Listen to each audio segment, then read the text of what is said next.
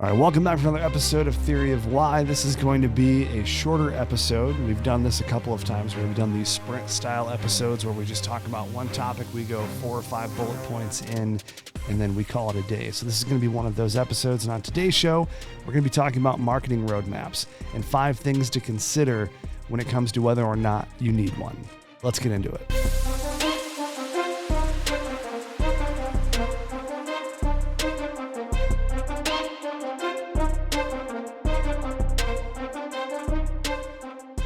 So what are those 5 things that your business needs to consider when it comes to having a roadmap? And when I say a marketing roadmap, this can get really interesting. Recently, I did a talk at our first ever Entrepreneur Forum event, and in that, I gave a couple of slides, and we'll put them up here on the screen. But basically, it's the difference between a really clean and crisp roadmap and a roadmap that your nerdy friend develops in Excel and can't wait to show you, and you have no idea what the hell is going on. Like, that is the contrast between these 2 particular slides. If you're listening on the audio platform, you'll just have to imagine it in your head. I'm sorry. So 5 things or 5 signs that it might be time for you to have a marketing roadmap. And I would say the first thing is, do you feel like your competition is smoking you? Do you feel like you don't have a really good plan? You don't have a plan that has evolved into a strategy. You just spend a lot of time putting notes on the board saying, we're going to do this, but there's not really any clear direction. And you're seeing your competitors are growing and expanding. And I'm always really careful about this. I never want people to pay so much attention to their competitors where they're like, wow, why am I not like them? Well, you don't know the inside baseball of their company. So don't spend a lot of time comparing yourself to competitors. But in the marketplace, you can see, wow, their Google reviews are going up. Ours haven't. They're doing a lot on social media and advertising, and people are responding in a meaningful way.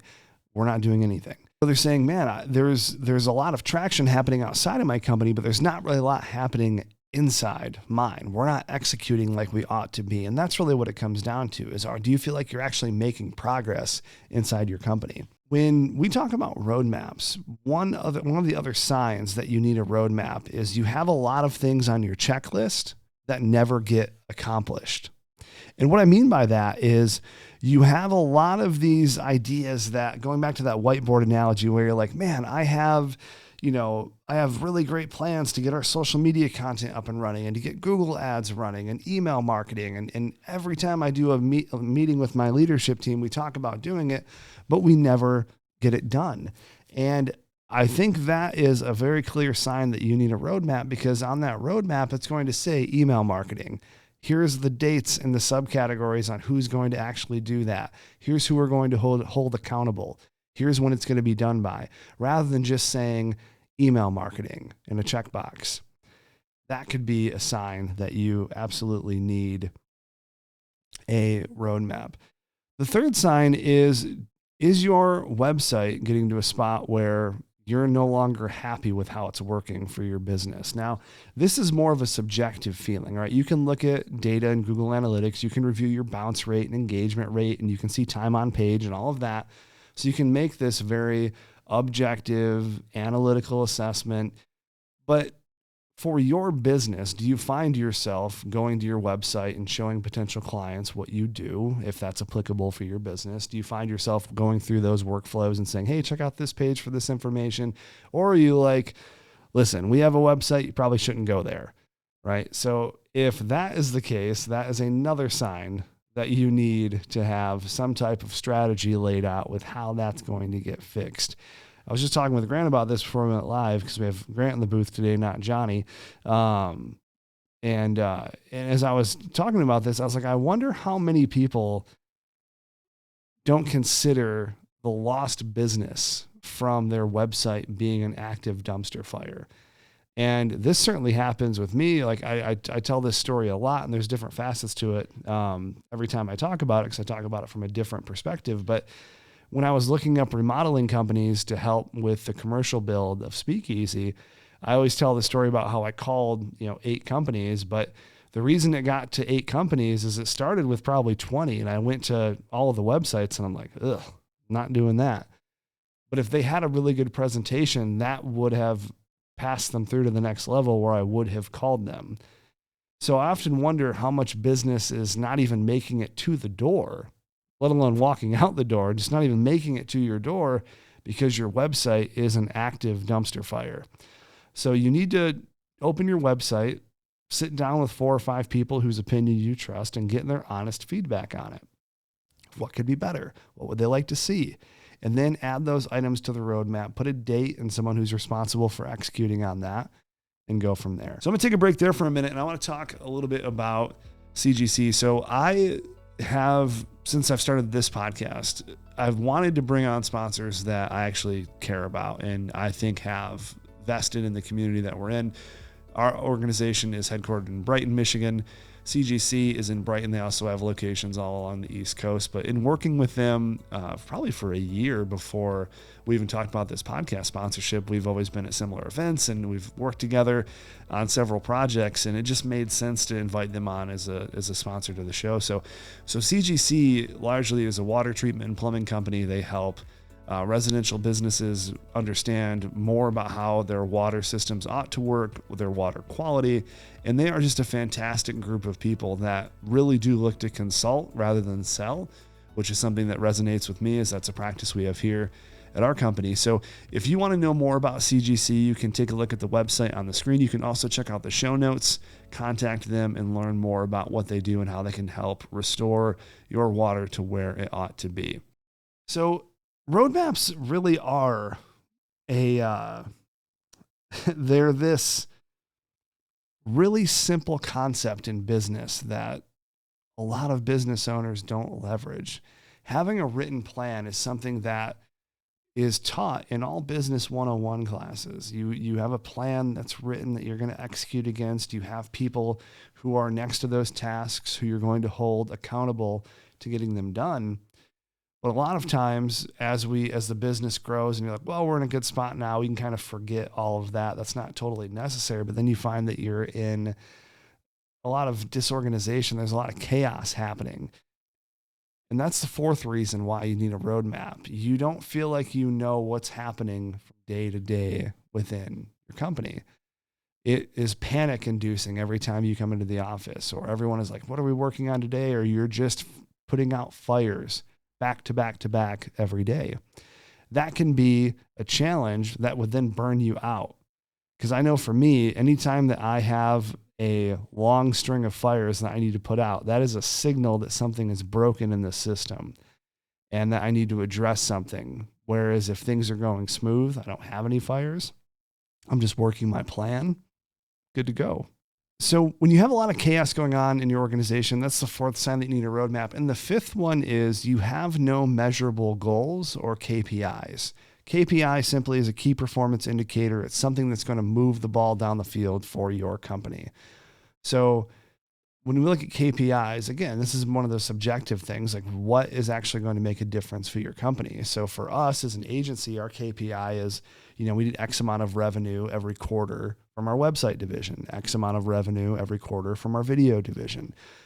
And we measure this to say, are we doing a good job from sales? Are we doing a good job from a retention perspective? So that is something that is key for our performance as an organization. And every year we refresh these KPIs based on next year's vision and mission for the company. So while it is fixed for that given year, it can be changed the following year to match where we want to go as an organization.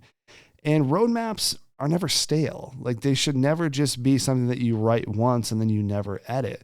We edit ours every quarter, and then we edit our major company mission roadmap every year. Like, I just sat down with my leadership team yesterday, literally, and we went through every department has 2 major capstone goals that they want to hit, and then we have 5 overall goals for the company. And that's something that we all weigh in on and we all think about, and we all want to make sure that we're all in alignment with, so that way we're all making sure that everyone from the leadership team down to their teams understands the why of what we're doing, so they can all be on the same page with us. But if you just say, hey, we're just going to try and get bigger and hire more people, and and then that's your KPI, like, that's very general. It's not anything that's tangible that you can measure and say, yeah, we did grow by 24%, or we did grow by a 20% headcount, which is what we wanted. there's just no way to wrap any meaningful type of assessment around that goal. So if you find yourself not having a lot of goals to hit, or you don't have any KPIs identified, that is another sign that you need a roadmap. These roadmaps need to be simple. As I said, you want to keep things to, if you're in, let's say you're using an app like Asana or Monday or ClickUp, you want to make sure that you don't have, 86 tasks with, a ton of different dependencies and roadblocks and things like that. You want to make sure it's clear. You want to make sure you can articulate it and explain it to a brand new employee. If they were to look at that particular roadmap, it's very easy to explain and it's easy to grasp from a visual perspective. You shouldn't make it terribly complicated. Keep all the complicated Excel spreadsheets and dependencies and things like that in the background for your accountants and your business strategists and people that live for that type of data. But the explanatory documents need to be really, really simple. I have found that the majority of a business's problem can be solved from better organization. I say this all the time. Businesses don't fail because of lack of capital. They fail because of lack of organization.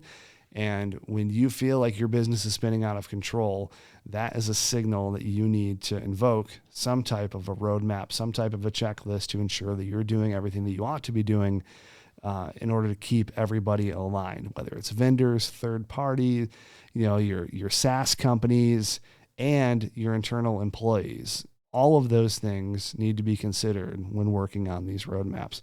I've seen companies double in revenue just from being a lot more organized. Case in point, I consulted for a client last year, and we went through all of their organizational processes and all of their administrative work, and they discovered that they didn't bill out for $250,000 worth of work that company, the person they did the work for, was waiting to pay them on.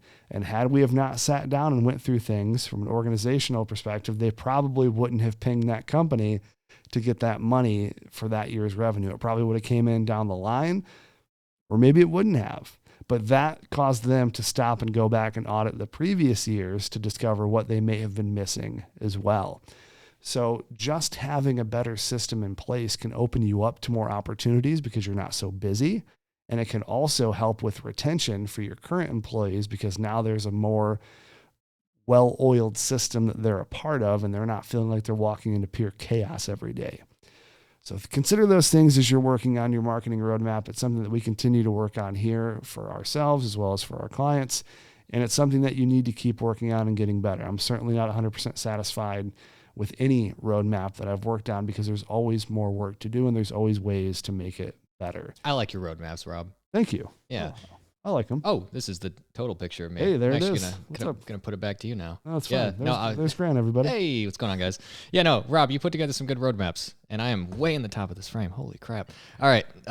So, and as an engineer, I just wanted to say, like, if you don't know where you're at, like, that's how people lose touch right there. It's like, I feel like we're doing fine. And it's like, as someone who does technical stuff all day, it's like, things will get worse if you don't watch them. You know what I mean? Everything just kind of just falls apart if you're not looking at it constantly. So you absolutely need this. No, that's absolutely right. And the other thing too, is when you get to the end of the day, if you don't have a type of list that you're checking off throughout the day, you can very easily feel like, damn, I didn't do anything today. Whereas if you have that checklist, you can look at it and be like, oh, I did accomplish quite a bit. I did more than I thought because it was written down, it was checked off, and it was executed. So those are all important things that can just help with your overall mental health on the job. As well as when you're looking at, the typical progress for the company overall. These are all things that you can weigh and measure and view to make sure that everyone is doing the job that they ought to be doing. And you're not feeling that intense pressure from all of the, just all of the workings that go on in a business. You don't feel all that weight because it's written out, it's distributed, it's delegated, and you can check in on it because, again, it is written. So roadmaps are important. But those are the top 5 reasons that I found that most businesses need roadmaps. If any of those resonate with you, that's a pretty clear signal that you need one. So thanks for watching. Catch you next week. Take care.